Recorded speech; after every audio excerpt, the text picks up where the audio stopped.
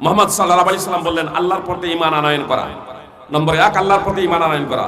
2 মালায়েকা অর্থাৎ ফেরেশতাদের প্রতি ঈমান আনয়ন করা। নম্বর 3 আসমানি গ্রন্থের উপরে ঈমান আনয়ন করা। নম্বর 4 নবী রাসূলদের প্রতি ঈমান আনয়ন করা। নম্বর 5 আখিরাতের প্রতি, পরকালের প্রতি ঈমান আনয়ন করা। নম্বর 6 আপনার ভাগ্যের ভালো মন্দের প্রতি ঈমান আনয়ন করা। ওয়া তুমিনু বিল কদরি খাইরিহি ওয়া শাররিহি, ভাগ্যের ভালো মন্দের প্রতি ঈমান আনয়ন করা। তখন জিবরিল আলাইহিস সালাম বলেন আপনি সঠিক কথাই বলেছেন। সহিহ মুসলিম হাদিস নম্বর 8 এবং সুনানে আবি দাউদ হাদিস নম্বর 4695, সুনানে তিরমিজি হাদিস নম্বর 2610। ষষ্ঠ নম্বর রুকুন ছাড়া বুখারী সহ অন্যান্য হাদিস গ্রন্থ আছে। সহিহ বুখারী হাদিস নম্বর 50 এবং 4777। সুপ্রিয় ভাই এবং বোন, তাহলে ঈমান এবং ইসলাম জিবরিল আলাইহিস সালাম মানুষের উদ্ধারণ করে এসে মুহাম্মদ সাল্লাল্লাহু আলাইহি সাল্লামকে শিক্ষা দিলেন। ইহসানের কথা বল সেখানে আছে। সুপ্রিয় ভাই এবং বোন, ইহসানের প্রসঙ্গে বলতে গিয়ে রাসূলুল্লাহ সাল্লাল্লাহু আলাইহি সাল্লাম বললেন যে তুমি এমন ভাবে ইবাদত করবে যেন আল্লাহকে দেখছো। যদি এই ধারণা তৈরি করতে না পারো যে তুমি আল্লাহকে দেখছো, তাহলে এতটুকু অবশ্যই ধারণা তৈরি করবে যে তোমাকে আল্লাহ দেখছেন, তোমাকে আল্লাহ দেখছেন। পরিশেষে আরো কিছু কথা আছে। তারপরে রাসূলুল্লাহ সাল্লাল্লাহু আলাইহি সাল্লাম বলেন যে ইনি ছিলেন জিবরিল আলাইহিস সালাম চলে যাওয়ার পরে আল্লাহ রাসূল সাল্লাল্লাহু আলাইহি সাল্লাম বললেন যে ইনি জিবরিল আলাইহিস সালাম ছিলেন তোমাদেরকে তোমাদের দ্বীন, তোমাদেরকে ধর্ম শিক্ষা দেওয়ার জন্য এসেছিলেন, ধর্ম শিক্ষা দেওয়ার জন্য এসেছিলেন। সুপ্রিয় ভাই এবং বোন, তো ঈমান প্রসঙ্গে মুহাম্মদ সাল্লাল্লাহু আলাইহি সাল্লাম জানিয়ে দিয়েছেন। সুপ্রিয় ভাই এবং বোন, আমার আপনার কাছে আর ওহী আসবে না, আমার আপনার কাছে ওহী আসবে না। কোরআন এবং সুন্নাহয় এই বিষয়গুলো রয়েছে। সুপ্রিয় ভাই এবং বোন, এটাই এবার কোরআন এবং সুন্নাহ আমাদেরকে অধ্যয়ন করতে হবে, আমাদেরকে জানতে হবে। আর সবথেকে ভালো মাধ্যম বর্তমানে আপনার মাদ্রাসা, মাদ্রাসা। সুপ্রিয় ভাই এবং বোন, আলহামদুলিল্লাহ কালুডাঙ্গা মাদ্রাসায় দীর্ঘদিন যাবত পঠন পাঠন চলছে।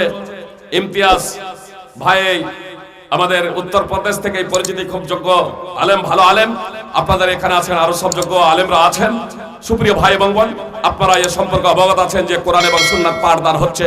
আমরা যদি তাদেরকে কাজে লাগাই, তাদের অবসর সময়গুলো আমরা একটু ব্যবহার করি, জি ছোট ছোট ক্ষুদ্র প্রোগ্রাম, তখন এত বড় বড় প্রোগ্রামের প্রয়োজন নাই। আপনারা কখনো ডাক দিলেন যে ভাইদেরকে আহ্বান জানালেন মসজিদের ইমাম দাস দেবেন। কখনো আপনার আশপাশে যে সমস্ত মসজিদগুলো আছে, আমাদের যত্র যেখানে সেখানে মাদ্রাসা আছে, ওই মাদ্রাসার আলেমরা আপনার আশপাশগুলো চাষ করেন, মসজিদে যাবেন। যারা নামাজ পড়ে না, বেনামাজিদের কাছে যাবেন, মদ্যপায়ী, জুয়ারি, নিশাখোর ইত্যাদি তাদের কাছে যাবেন। মুসলিমদের সংস্কার সংশোধন করবেন, ও মুসলিমদের কাছে ইসলামের বার্তা পৌঁছে দেবেন।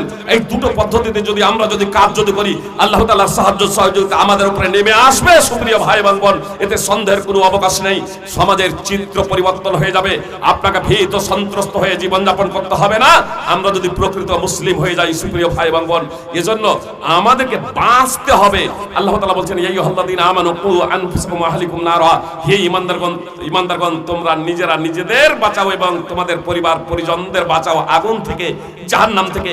আমি আপনাদের বলছিলাম যে ইহুদি খ্রিস্টান এরাও নবী রাসূলদের বংশধর, মানে বানি ইসরাইল হচ্ছে ইহুদি এবং খ্রিস্টান, আর এই বানি ইসরাইল হচ্ছে নবী রাসূলদের বংশধর। সুপ্রিয় ভাই এবং বোন, তো নবী রাসূলদের বংশধর হওয়ার কারণে তারা এই গর্ব করত যে জান্নাতে গেলে আমরাই যাব, ইহুদি অথবা খ্রিস্টান ছাড়া কেউ জান্নাতে যাবে না। আল্লাহ তাআলা তাদের কথা উল্লেখ করেছেন পবিত্র কোরআনে, ওয়া ক্বালু লান ইয়াদখুলাল জান্নাতা ইল্লা মান কানা হুদান ওয়া নাসারা। তারা বলে ইহুদি অথবা খ্রিস্টান ছাড়া জান্নাতে কেউ যাবে না। আমরাও মুসলমানরা কি বলি? মুসলমান ছাড়া কেউ জান্নাতে যাবে? কি বলছেন? কেউ যদি বলে ইসলাম চলে আসার পরে, মুহাম্মদ সাল্লাল্লাহু আলাইহি সাল্লামের নবী ও রাসূল হয়ে যাওয়ার পরে, মুহাম্মদ সাল্লাল্লাহু আলাইহি সাল্লামের নবী ও রাসূল হয়ে যাওয়ার পরে, মুহাম্মদ সাল্লাল্লাহু আলাইহি সাল্লামের নবী রাসূল হয়ে যাওয়ার পরে, কেউ যদি বলে ইসলাম ধর্ম কোনো ব্যক্তির কাছে পৌঁছে যাওয়ার পরে, সে যদি বলে যে আমি ইসলামকেও মানি তবে অন্যান্য ধর্মগুলোকেও বিশ্বাস করি, তাহলে ঈমান ভঙ্গের এটা হচ্ছে একটা কারণ। কিতাবুত তাওহীদ মুহাম্মদ বিন আব্দুল ওয়াহাব রাহিমাহুল্লাহ বা সালেহ বিন ফাওজান হাফিজাহুল্লাহ উঠাবেন, যে কিতাবুত তাওহীদ অনেক লেখকের লেখা আছে, সেগুলো আপনারা দেখবেন, উলামায়ে কেরামদের জিজ্ঞেস করবেন ঈমান ভঙ্গের কতগুলো কারণ আছে। আল্লাহ যেখানে বলছেন ইন্নাদ দীনা ইনদাল্লাহিল ইসলাম, নিশ্চয়ই আল্লাহর নিকটে ধর্ম হলো একমাত্র ইসলাম, সূরা আলে ইমরান 3 নম্বর সূরার 19 নম্বর আয়াত।